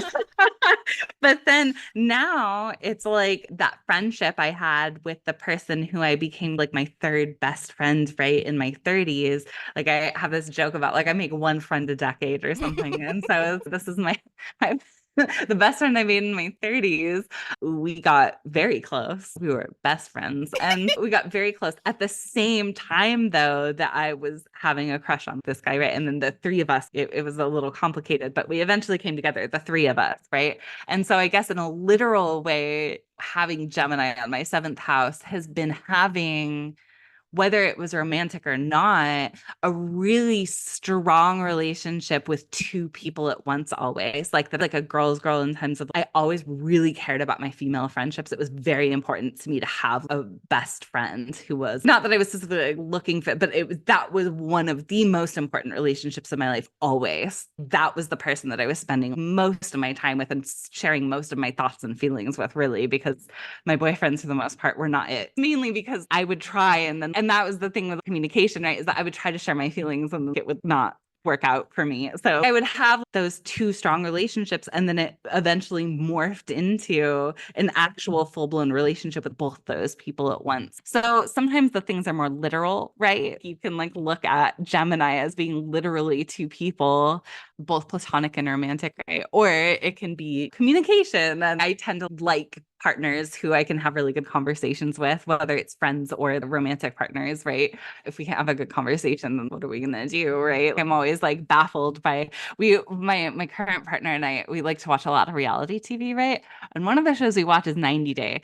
And I am not gonna say you should not be in a relationship with somebody who's from another country or anything like that. But I do find that some of the relationships are interesting because they don't speak the same language at all And I don't understand how you fell in love. I don't understand what's happening here in this relationship because you can't even communicate with one another. You have to use an app to communicate. And for me, that would be a struggle. How do you have deep conversations? Because you can't express yourself fully when you're having to translate everything or do like the words that you know in a language. I feel like that would be a struggle. It's, That's those are both very good examples. I love the literal and seeing both platonic and hmm romantic examples. I never thought about it quite like that, so that's cool. And then also always pay attention to the elements. Elements I think get underplayed a lot because they're simple, but the basics, it's like the alphabet is simple, but we need the alphabet to create hmm all the things, right? Seeing just air. We like air on the seventh house, communication is going to hmm be very important. Intellectual stimulation is going to be very important for your relationships. Earth may Earth seventh house may need a lot of sensuality, physical, hmm say like touch or tangible things, practical things in their relationship to happen. Fire just may need a lot of spontaneity, adventure, freedom. Those are all very super valid ideas that need to be incorporated into your any of your relationships, friends, whatever. Okay. All right, let's transition into seventh house perfection years. So, perfections, annual perfections, are an ancient Hellenistic timing technique that both Michelle and I use. And basically, you just look at your age and you find what house that correlates to, and you're able to see what house topics are being activated for you for that year. Each birthday activates a different house, and we now have a PDF called House Magic. If you go to our11thhouse.com, there'll be a little button to download your House Magic PDF, or also, I believe, a link in the show notes. But it'll have a little cheat sheet for you to find your age and corresponding house, and then you can check out our episode on that house and figure out what themes are activated for you. So the ages for the seventh house perfection year are 6, 18, 30, 42, 54, 66, 78, and 90, and so on and so forth. How long do you want to live? Okay. So, do you have good seventh house examples? Perfection years? Yeah. So my first seventh house perfection year when I was 6 is when me and my childhood best friends, like I basically we had met once before because we went to the same daycare together, but then I moved away because my parents got divorced. And then when I moved back, when my mom and I moved back to that from downtown to where we were living, and I started a new school. So I was going to Catholic school for preschool and kindergarten, and then I went back to public school in the first grade. And when I went back to public school in the first grade, that is when I re-met my best friends that I have been friends with since then. So talk about long-term partnerships, right? Like we've been friends for over 30 years at this point. And we realized we actually lived really close by each other too. So this was like, I mean, this is like a defining relationship for me for definitely the next 12 years. Because if you look at that like perfection, it's 12 years, right? And so this took me from first grade all the way through the end of high school. This friendship was like, that was like our time, right? And then when I was 18, I graduated high school, obviously. But what ended up happening was my boyfriend at the time, he moved to Washington. And so we broke up. And that was really hard for me because I was still very much in love with him. And so I was not doing well in college. And I ended up right at the end of this perfection year, right before I was about to start the eighth house perfection year, which is important. So it's like, so it's this line of the seventh house. I dropped out of college so this is like a fun story about me being a Sagittarius and not allowing anyone to tell me what I can and can't do. I love this story. my, my mom's gonna be like listening to this, like, Hi, Mom, we love you. but yeah, so basically what happened was my boyfriend at the time, we broke up because he moved to Washington, and then he and I were still in contact. We were still like friends, and I was still in love with him. And he invited me to go visit him. And I got tickets. I wanted to go. And my mom was like, she heard this thing that happened at the apartment building and she was like, no, I don't want you to go. It's not safe. And so she like bought me out of my ticket or whatever, I think, so that I wouldn't go. But I was like, I don't think so. I'm in love with this man. You're not going to stop me from. So I dropped out of college, like because of this, right? Like I was like, I dropped all my classes. I remember this Thanksgiving, my step aunt was like, oh, what classes are you taking next semester? And I was like, oh, none. I'm not taking any classes next semester. And then I spent my eighth house perfection year, which this was the boyfriend who was a Cancer. So showing up in my eighth house, right? Basically working full time, like for that first half of the year to be able to make enough money to move to Washington. We had not even gotten back together yet. We didn't actually get back together until March of that eighth house year, where he was like, he came back to Boise because his sister was going to take her kids to Disney and he was going to go with them. And we got back together in a day. We had this conversation and he was like, oh, would you move to Washington? Okay. And we were like making out in front of the IHOP, and then it was like, oh, I'll pay for you to come to Disney with me. And so he paid my whole trip to Disney. We got back together. And then by June, I had moved to Washington, right? Seventh house year was me and him breaking up and me dropping out of college. And then my eighth house year was me moving to share our resources. I move in with him. Nobody can tell me what I can't do. All my planets are in my first house, and that means that I decide. So I was very much, I'm 18, I'm 19, you can't. So my last perfection, my last seventh house perfection year was when I was 30. And that was when I was going into my second year of grad school and I was still working at the nursing home. This was a chariot year. So I went to Hawaii. I visited California. But the main thing relationship wise that happened this year. So I think, so the sixth house perfection year podcast, we already discussed part one of this information, which was that in my sixth house perfection year, my ex-boyfriend, I found out some information from a mutual friend about him that caused it to be that like he ghosted and was like no longer in my life, right? And we had just been friends at that point. We weren't dating at that point. So the seventh house perfection year was part two of this information that I found out about him, information that was not revealed to me the first time that I had this conversation with this mutual friend. And this is maybe the part where I was like polyamory came into my life in a way that like I was biased against it, and you may be able to guess like what happened. But basically I found out that like in addition to other things, this friend and he had cheated on me. She was polyamorous. And I knew that about her, that her and her husband were poly and she dated other people and that was whatever. She also was very well aware of the fact that my relationship was not. So this was not when this stuff happened, right? So it wasn't when the cheating happened was during the seventh house perfection year, but it was me finding out about it. And what happened because of that was it definitely hit on that relationship wound that I have in my seventh house and communication. And because now this information that was hidden from me previously is being communicated to me. And it really affected, though, my sense of self, because up until that point, I had never been cheated on by a partner. Like the other partner and the thing that I had found out about him was very different.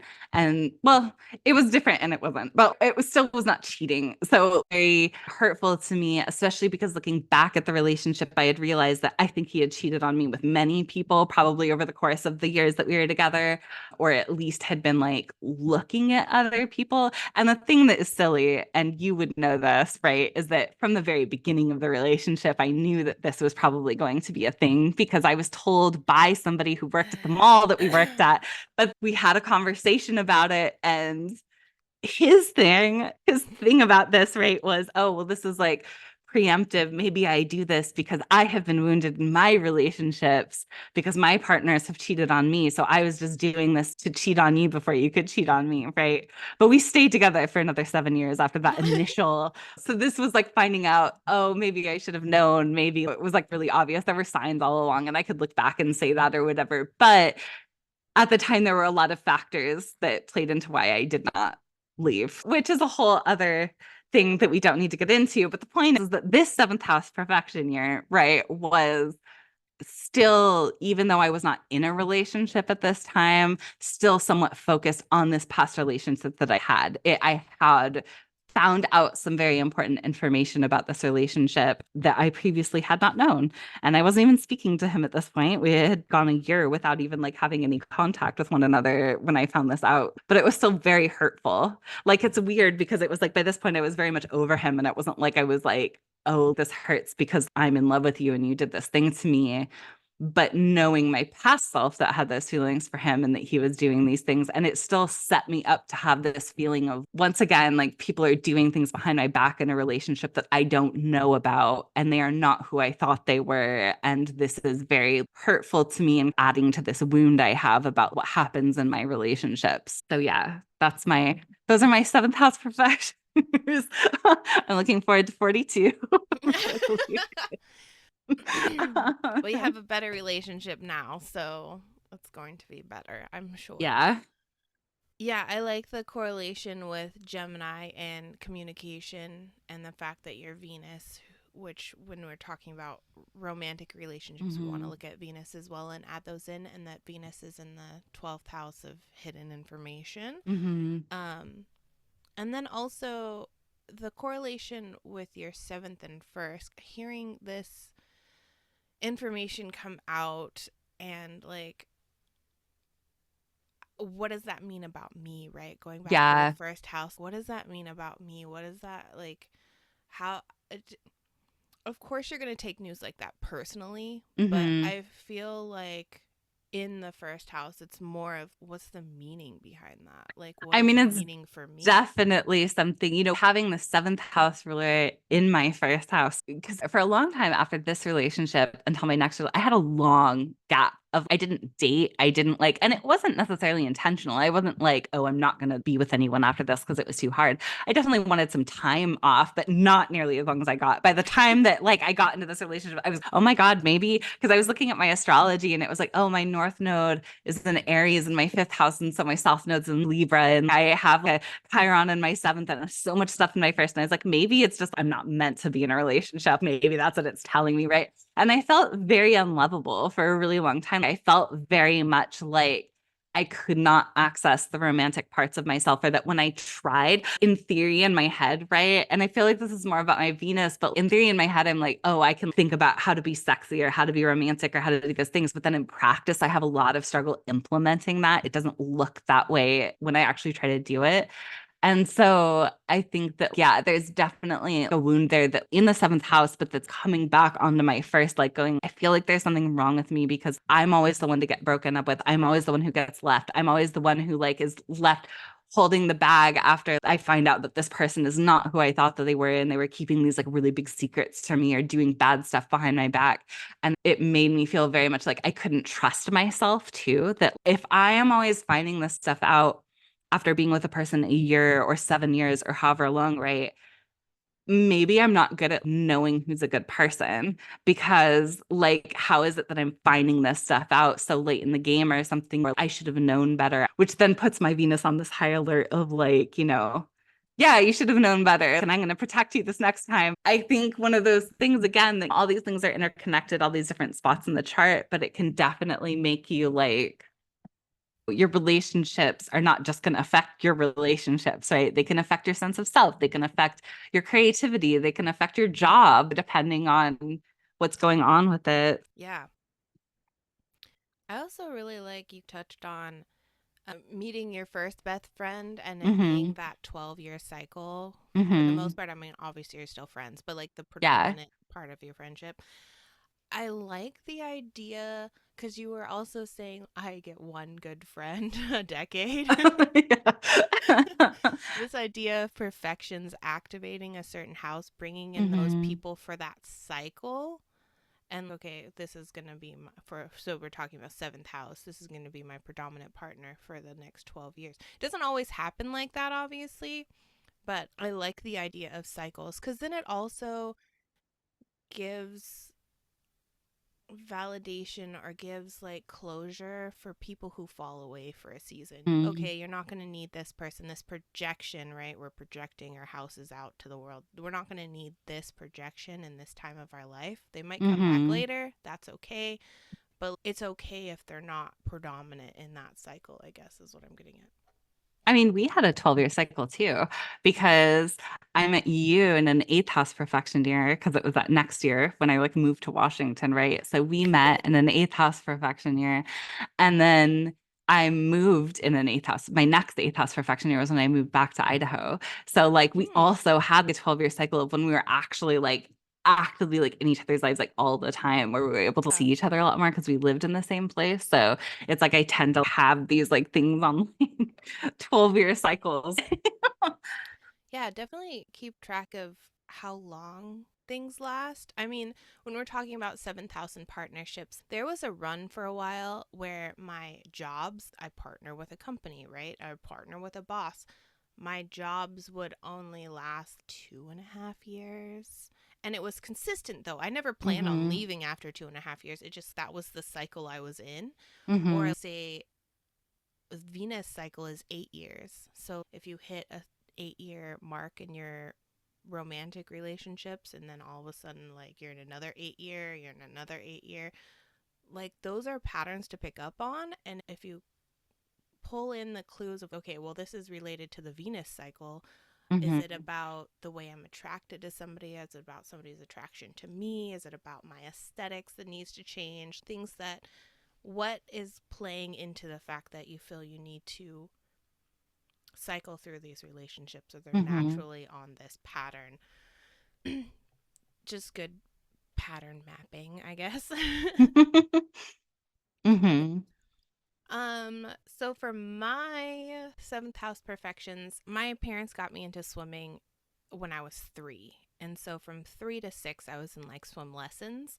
But 6, my first seventh house perfection year, was the year I became a competitive swimmer. And so I was on the swim team at that point.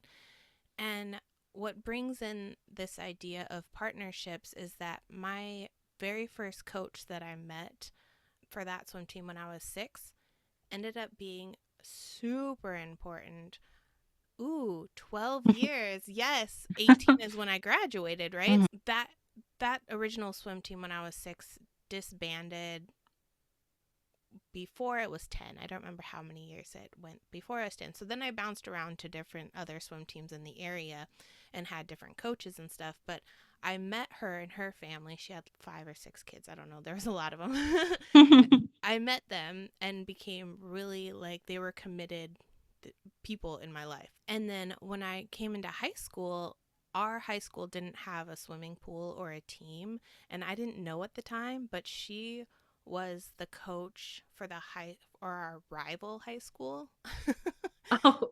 And so she contacted the athletic department and asked if she could have this co-op where I could swim on their team for our high school, basically. So anyway, Rivals yeah, so in your seventh house. rival, open Like, enemies. yeah. They weren't even enemies though. They were clearly Right. competitors. But Yeah. yeah, I like that. Ooh, I like that a lot because they were like our high school rival school or whatever. So anyway, I did this co-op relationship and swam with them on their team, and she was my coach. She was my last coach then. And also, her daughter ended up becoming the aquatic director at that pool I swam in high school. So when I was ready to look for a job, she's just like, yeah, you need a job, come in. So meeting them at 6 was like this whole chain of events with their family of my whole next 12-year cycle. So that's really interesting. Okay, so reiterating, my seventh house has Mercury, and it is also ruled by Saturn in my fifth house. My seventh house perfection year when I was 18, not only did I have 2 massive relationships, really influential romantic relationships happen that year, But I also had a lot of things happening with my dad that year. And I brought him up before probably fifth house. So my dad's also very Sagittarius heavy. And so that's where my Saturn is. But I've always had this also fear of my dad. This might be just like a very common daughter trend. I don't know. Like, I feel like it is with everyone I know, but apparently is not the case in the wider world. That's like the funny, because I feel like that is weird. a lot of people I know have complicated relationships with their dad. But I have heard from people like out in the wider, they're like, oh no, I'm great. So maybe it has something to do with like placements or like synastry with like dads or Yeah. something like that. Cause Yeah, interesting. Cuz I also like overall I love my dad. He was like my hero. He was my everything. We're just so similar. We butt heads way too hmm much, especially during my teenage years. And now he's gone. He passed when I was 20. Since then, obviously our relationship's great. That's horrible to say, but you know what I mean? Like it's obviously changed. But since then, getting to know people, like I've been in partnerships where the dad is like non-existent or just not a good, like the biological dad. Or so that's been interesting to point out. So maybe you're right. Maybe it's just we're attracting the people that have the same sort of lessons as us. But anyway, so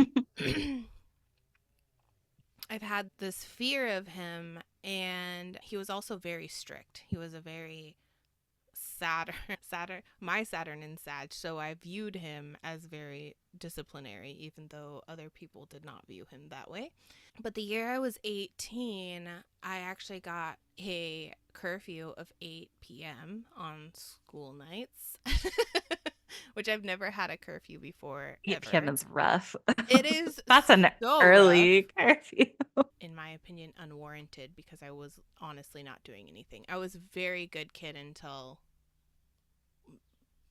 later. Probably I turned 20 is when I started doing stupid stuff.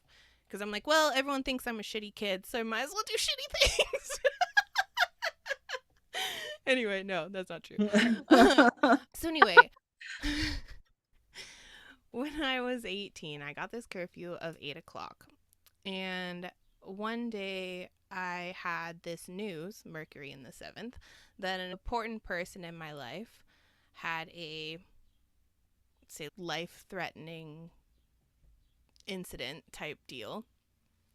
And so I specifically broke curfew because I didn't know what to do. And I went with my best friend to church because he was super heavy into church. And I'm like, well, if I can't tell anybody about what I just found out, I'm going to pray about it. I'm going to see if that helps. And hmm so it was like this evening youth group that, I don't know, probably started around 7 and went till 8:30 or something. Either way, I was going to get home past my curfew. And I was scared to death to come home. hmm But I did it anyway. And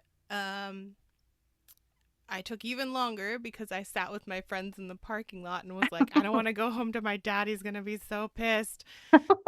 So that took even more time getting home. But either way, it ended up that my dad told me that if I don't ever want to listen to any of his rules, that I don't have to listen to anything he says, and therefore he will not speak to me anymore. And we did not talk, which is very rare for our family because we're the kiss everyone goodnight and have dinner hmm together and do the family thing. We did not say a single word to each other until the day I graduated high school, when my mom in the high school football field where I graduated told my dad, give her a hug now. hmm And at some point after that, we started communicating again. But it's very interesting with the influence of Mercury in my seventh and ruled by Saturn. So hmm restrictions around literal speaking. We stopped hmm speaking. And then I looked it up for these notes, and I also thought it was interesting that my dad was in a 11th house perfection year, which for him was also ruled by Saturn, and his Hmm. Saturn is in the 5th house of children. Hmm. And I was in a seventh house perfection year ruled by Saturn in my fifth of leisure and fun. And so this curfew and this not talking and this dichotomy of the relationship between father and child was really striking when I started thinking about the events of that year, which, of course, that is not a pleasant memory for me, especially because 2 years later he passed. But Yeah. it just is this really cool testament. The more I dive into astrology and the more I find the correlations of this is why it happened, this is why it had to happen Mm-hmm. this way. Our perfection years lined up, our Saturns lined up, all these things point to it's okay that it happened. It was Mm-hmm. consequential and it was meant to be. And I think that's the biggest takeaway and the biggest why I became such an advocate for astrology and learning these things is because it puts meaning back into the hard things. Like, Mm-hmm. I now know that Saturn and Mercury, I was meant to not talk to my father during that time, and it's okay that happened. And I'm able to now, because he's gone, especially, but I'm able now to look back on that and learn for that, what I need to learn from that and heal from that experience, knowing that it was meant to happen that way. And then the last seventh house perfection year, I was 30. And not only did I start the relationship I'm in now, but that was the year I started blogging. I wanted to really Mm-hmm. be my own boss and figure out how to do the side hustle thing. So I started blogging and I had all these new partnerships come up. So I started being an affiliate. So I had partnerships with companies and liaisons for the companies. And I also had partnerships with ghostwriters who wanted to write content for my blog and lots of partnerships that way, business wise. And then I also, that was the year I found the brand Dog is Good because my blog was about dogs and mental health. And Mm-hmm. I found this brand to partner with and ended up being a huge partnership. So not only did I become their Mm-hmm. affiliate, I eventually joined all their programs and I became a pop up shop owner. So I was like literally sales repping and wholesaling their products. I later, last year, no, the year before, because I left the company last year. Anyway, at some point, I became an actual employee. They're a very small business with a handful of employees, and I became their marketing assistant. And so it was a huge partnership that started at the age of 30, which I think is very interesting, Mm-hmm. also.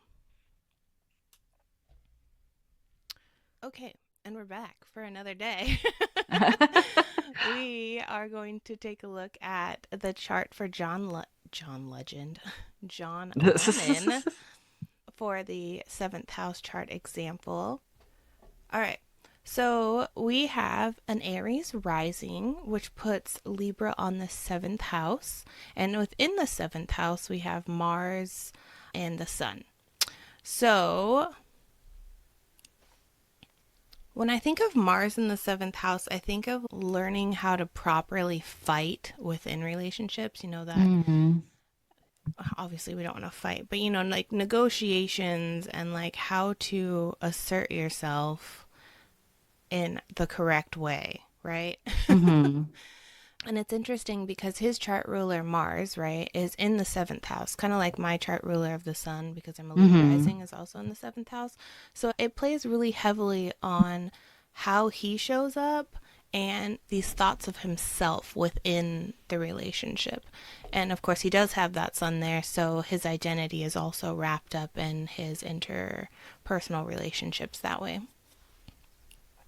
Lennon's first wife, Cynthia, they met in 1957 at the age of 17, which was a sixth house perfection year for him, and which was activating his Venus. So that all checks out. And Venus rules the seventh house of Libra. So they were students at the Liverpool College of Arts.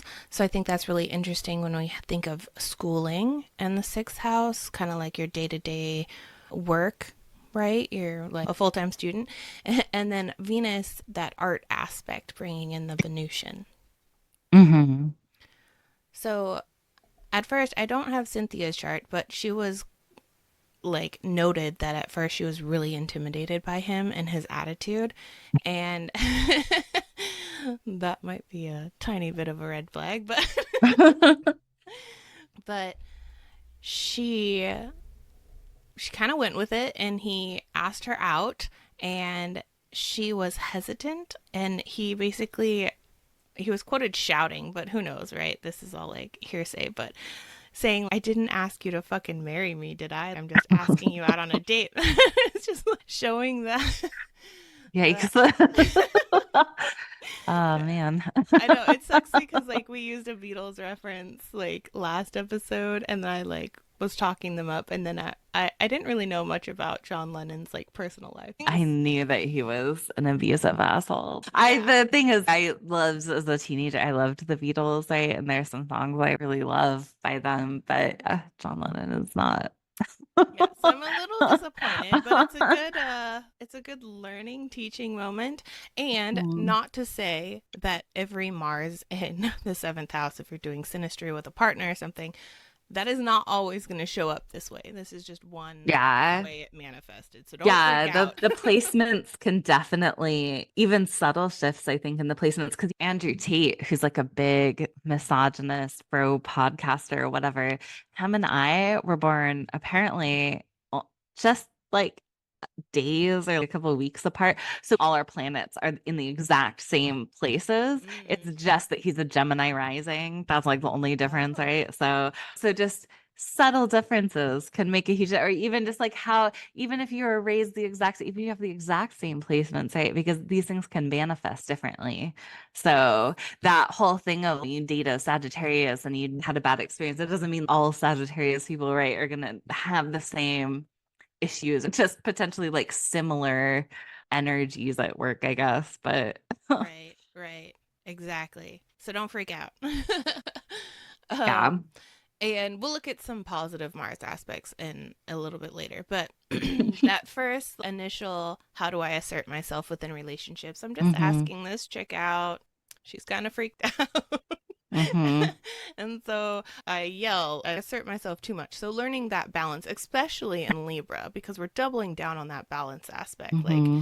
the give and take, the like how much is too much in asserting yourself. So interesting. And then she quoted him as being, quote, verbally cutting and unkind, which I find very interesting with Mars in an Mm-hmm. air sign.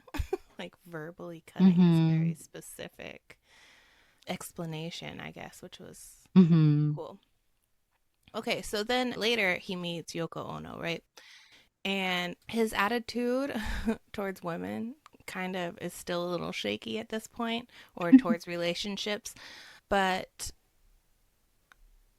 he oh yeah, he even wrote a song. So we have that Libra ruling the seventh house with Mars in it. He wrote a song called Getting Better, which was supposedly his story about how he was cruel to women in the past. The quote is, I used to be cruel to women and physically, any women. I was a hitter. I couldn't express myself and I hit. I fought men and I hit women. This is why I'm always on about peace. So, bringing in that Libra, right, we have Mars, who's kind of uncomfortable and its opposite sign of Libra, but Libra wants peace. Mars doesn't know how to assert itself properly. And so, and then all ruled by Venus, bringing in that I'm going to make music and I'm going to express myself around this topic Mm-hmm. specifically. So then, okay, so Yoko Ono, she was number one, an artist, which I think is really cool because we have that Venus influence there. So it shows the actual person showing up. And then they met in a art exhibit. She was having an exhibit in London and he went and visited and he apparently was also still working on how to assert himself because he found one of her pieces, hammer a nail, and basically it's this piece where the patrons would hammer a nail into a wooden board, creating some sort of art piece around this. And he wanted a clean board to hammer his nail into or something. He wanted over the top of what this exhibit was supposed to be, right? And she denied him, basically. The gist I'm picking up about this story. And basically, she's like, who does he think he is? Like, you should just be participating in this art piece like the way everyone else should, the way I set it Hmm. up. And basically, he was like super vocal and super aggressive in this interaction. But later on, both Yoko and John had anti war demonstrations and different protests that they would do. And so I think that's where the positive side of Mars comes in, right? Like I always talk about Mars being advocacy. Hmm. And this kind of advocacy specifically around a war issue, I think is really Hmm. interesting to bring in. Um, Yeah. so both of them have had public protest against the Vietnam War, and they actually spent their honeymoon in Amsterdam in, well, it was like a week long bed in for peace. So Hmm. basically stayed and protested in bed for their honeymoon, which I think is a really interesting seventh house Hmm. Mars, right? And then bringing in that Venusian aspect, they often combined advocacy aspect with performing arts. So Hmm. Venus, and they've put on like different plays and different things around anti-war themes and stuff. Yeah, and with the North Node, I think in the seventh house in Libra too, that's like you're moving towards that, the thing, your goal, right? Your Mm-hmm. goal here is peace, like an end to outright conflict, I guess, like moving towards that instead. I also think because you were talking about him being jealous, and it made me think because I used to have several of the Beatles CDs, right? And one of the songs that he and Paul McCartney wrote is called Run for Your Life. And the lyrics I'd rather see you dead, little girl, than to be with another man. You better keep your head, little girl, or I won't know where I am. You better run for your life if you can, little girl. Hide your head in the sand, little girl. Catch you with another man. That's the end, little girl. Goes on and on that, right? Dang. But it's basically the whole song is him like threatening to basically like kill his female partner because of his jealousy. Everyone sees her looking at anyone else, right? Which is in itself a huge red flag, right? If you catch a guy singing this song. And I sing this in high school, right? Because like whatever, the song lyrics, and I didn't always think critically about the things I was listening to then. Now to hear a guy singing the song, if a guy told you this is a song you liked, it would be like, okay. But to have written it is one step further, right? So it's just like it's very interesting considering like I think even in the lyrics of their songs, there's like indications of the fact that like he could be like abusive to his partners. So Mm-hmm. that's definitely, yeah. And not even in a subtle way. Like we're not having to look Right. for what's the subtext of this song. It's the text of the song. Like, is that going to kill you if you even look at another man? So, Yes, uh, very possessive for sure. So don't be afraid if you find a man who has Mars in the seventh. Just know that they could be working on asserting themselves. And if there's other red flags, say they write a song about killing somebody. yeah, that's probably the more pressing thing to be looking for is if they're writing whole songs about that, that might be a red flag. But yeah, I feel like a lot of what I'll see online and stuff is people being like, here's the list of all the signs that like you shouldn't date or whatever it is, right? And I think that there can be bad placements for people, but it's so contextual. You have to look at the context of the entire chart, just like a person, right? Charts are complicated because people are complicated and they can manifest differently. You can take two people who grew up in the same household and they view their parents totally differently, potentially, right? So I think the same is true of these planets. Not every person you meet with this sign is going to be a bad person because you met one person or even two people who had that and you didn't like or had problems with. So definitely Yes. don't want to write people off based on their charts. I think that's a really dangerous mindset to have, like, oh, I just don't like Scorpios or something. You know, it's always like, I swear for the longest, always I was like Scorpios and Gemini. Like everybody was like, no, Scorpios, Geminis are evil. I always used to see that about Sagittarius too, that you didn't want to be in love with a Sagittarius because they're going to leave you and they just go off and fly off wherever. And it's, well, depending. Where's their Sagittarius? What house is it in? What's it Yeah. next to? Like, you Yeah. know? No, that's a good point. And I think it's interesting to look at also the transits happening when you see really heavy focus on like Mm-hmm. Scorpio's bad. What's transiting through Scorpio right now that makes everyone think that, right? And then it always changes. So Scorpio Mm-hmm. and then Sag and then whoever we're bashing at the moment. Mm-hmm. But it also brings in this idea of the spectrum, right? So we talked about the first house, seventh house, the compromise needed to go back and forth, the spectrum. Mm-hmm. When we're looking at a placement, say Mars in the seventh, and we're like, hey, it can be, I'm going to kill my partner. I don't know. That's so bad. I hope you guys take everything we say with a grain of salt. Um, there's a spectrum, right? It can be advocacy for the partner. So this is a very loving, caring person who does the best for their partner, right? Mm. Mars in Libra. However, there's a spectrum, and throughout life, because we're constantly growing and evolving and maturing, that spectrum where we're at can change. You can be closer Mm-hmm. to this side or closer to that side. So it's at the time he's writing the song, probably not a good time to get in this relationship with him. But this could be an outlet to get all that aggression, right? And Mm-hmm. Mars energy out in a healthy way, right? We're just making music, assuming that it was just a song, not like specifically directed at somebody or anything like that. And then once we get that aggression out, or we find a healthy way to express our Mars, we're able to use it in a more productive way and move down the Mm-hmm. spectrum into more seventh house, more Libra, more compromising and harmonious ways. Hey, future Kalia here. I just wanted to wrap things up for this episode.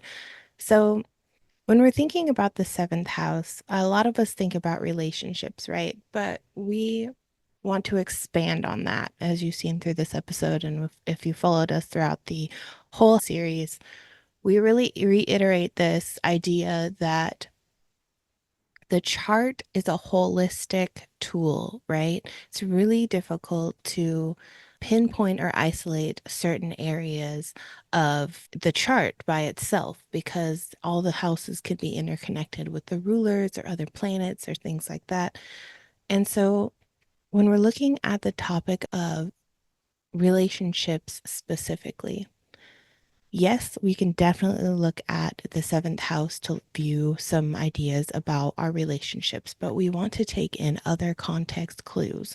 We want to make this vibrancy of the chart just come alive, right? We want to be able to pinpoint the secret topics of relationships, right? Kelly Surtees has this workshop on the hidden topics of relationships, which is a cool idea to think about because we're not just looking at the seventh house. We're looking at the seventh house ruler, seventh house planets. All these things come into play when we're taking in these ideas of how we show up in relationships, how relationships show up for us, and how to fix different problems we might see come up in relationships. So make sure you take in all those things into account. And if you need help, we're here for you.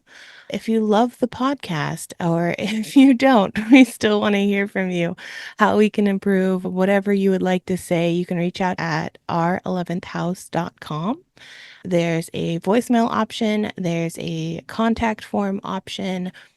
And if you would like to rate the show, you can rate on the website or you can rate on your favorite platform, Apple, Spotify. If you're just on YouTube, go ahead and give us a thumbs up. That'd be great. It really helps support our work in getting this valuable information out to people. All that being said, I hope you learned a little bit about relationships and we didn't scare you off with our chart example because it was a little bit intense, but I think it was good display of how planets can manifest in different ways. We can have healthy expressions of Mars and maybe not so healthy expressions of Mars. And each planet will have that, just trying to learn how to express ourselves, right? Because we're all human. We're all human. And then if you are digging our house series and you want to dive deeper into this house topic with both of us present, where you can ask questions, you can reach out, we can chat about it, we can go over your chart personally and what that house can look like for you based on the signs and the planets and the rulers and all the things that should be taken into account when you're looking at these houses.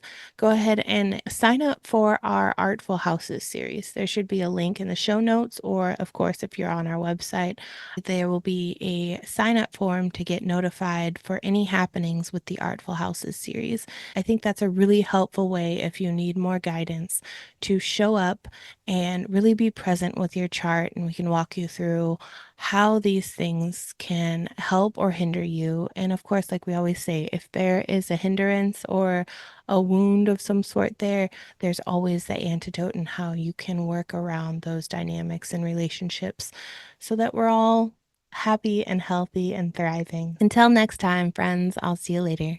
Bye.